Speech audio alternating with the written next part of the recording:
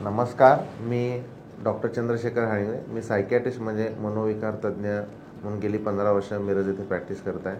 आज आपण बाल समस्या म्हणजे चाइल्ड सायकियाट्रीमधला एक विषय तो म्हणजे ऑटिझम, यालाच ऑटिझम स्पेक्ट्रम डिसऑर्डर असं आपण म्हणू शकतो. ऑटिझम स्पेक्ट्रम डिसऑर्डरमध्ये वेगवेगळे आजार असू शकतात, जसं ऑटिझम आहे, रेट सिंड्रोम आहे, ॲस्पर्जर सिंड्रोम आहे, असे वेगवेगळे आजार असू शकतात. काही प्रमुख लक्षणं मी सांगू इच्छितो. यामध्ये स्वमग्नता किंवा ऑटिझमचा जो मुलगा आहे तर त्याच्यामध्ये प्रमुख लक्षण दिसतं तो म्हणजे पेशंट एकटाच असतो, आपल्या तंद्रीतच असतो, त्याचं कम्युनिकेशन कमी असतं, तो इतरांशी जास्ती बोलू शकत नाही, एकच गोष्ट त्याला आवडत असते, तर त्याला बदल अजिबात आवडत नाही. म्हणजे एकच जर प्रकारचा खेळ असेल तर त्याला तोच खेळ आवडतो, वेगवेगळे खेळ तो लगेच खेळू शकत नाही किंवा ॲडजस्ट होत नाही. त्याला हलणाऱ्या गोष्टी आवडतात, म्हणजे तो फॅन जर फिरत असेल तर त्याकडेच तो लक्ष देतो, भोवरा असेल तर त्याकडेच तो लक्ष देत असतो. म्हणजे हात हलवणं किंवा वारंवार काहीतरी करत राहणं असं पण त्याच्यामध्ये प्रकार वागण्याचा दिसू शकतो. काही पेशंटमध्ये अतिसंवेदनशील असतात, म्हणजे त्यांना फार लाईट आवडत नाही, आवाज पण त्यांना आवडत नाही, आवाज झाला तर ते फार चिडचिड करतात, प्रकाश जास्ती दिसला तर ते त्याला अवॉइड करतात, टाळतात, चिडचिड करतात, असं पण असतं. तर काही ही अशा प्रकारची लक्षणंही ऑटिझमच्या पेशंटमध्ये दिसू शकतात. ऑटिस्टिक जे चिल्ड्रन असतात ती शक्यतो आपल्या भावना व्यक्त करू शकत नाहीत, इतरांच्या बोलण्याकडे ते लक्ष देत नाहीत, स्वतः पण ते एक्सप्रेस करू शकत नाहीत, आणि काही वेळा ते घरामधला बदल पण त्यांना आवडत नाही. म्हणजे त्यांना एक खोली दिली असेल, त्यांना एकाच ठिकाणी जेवणासाठी जर जागा दिली असेल तर त्यांना ते आवडत नाही. त्याच पद्धतीचं खाणं म्हणजे डाएट एकाच पॅटर्ननं त्यांना हवा असतो. प्रवास त्यांना आवडत नाही, तसं केलं तर ते लगेच चिडचिड करतात.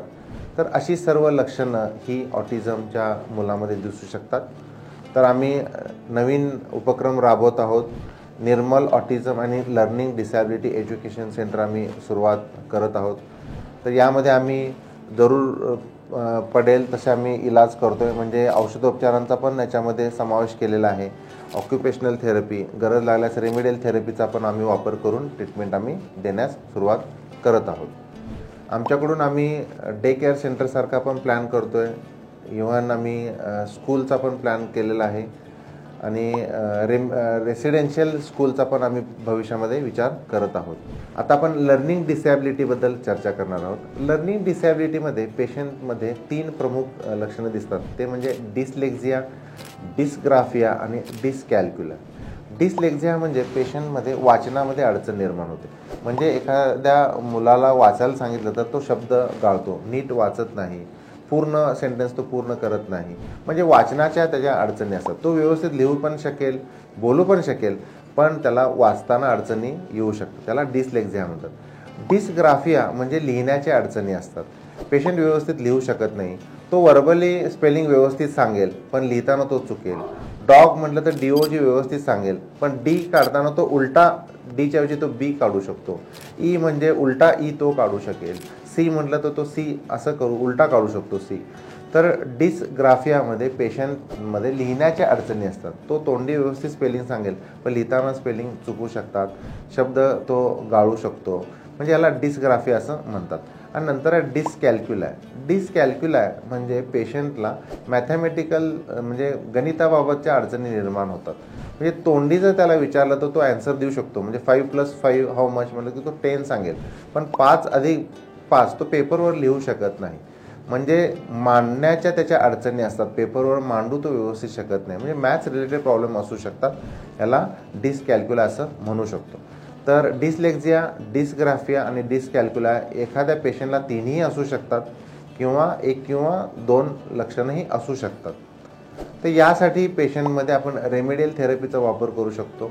पेशंटमध्ये जर असोसिएटेड जर मानसिक आजार असेल तर त्याची पण आपण ट्रीटमेंट करू शकतो. म्हणजे लर्निंग डिसॅबिलिटी बरोबर ऑटिझम असेल, ADHD असेल, तर हे सर्व काही लहान मुलांच्या ज्या समस्या असतील तर अशी काही लक्षणं असतील तर त्यांचा आपण ड्रग थेरपी, काउन्सिलिंग, बिहेवियर थेरपीचा वापर करू शकतो. या केसेसमध्ये रेमेडियल थेरपी, ऑक्युपेशनल थेरपीचा वापर करून आपण ट्रीटमेंट करू शकतो. तर आमच्या सेंटरमध्ये निर्मल ऑटिझम आणि लर्निंग डिसॅबिलिटी एज्युकेशन सेंटरमध्ये ह्या सर्व सोयी आम्ही उपलब्ध करून दिलेल्या आहेत.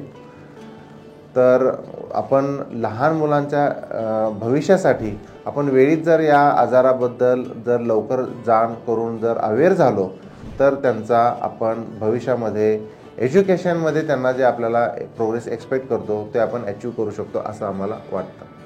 पुन्हा आपण भेटूया नवीन मानसिक आजाराबद्दल चर्चा करण्यासाठी. तोपर्यंत नमस्कार.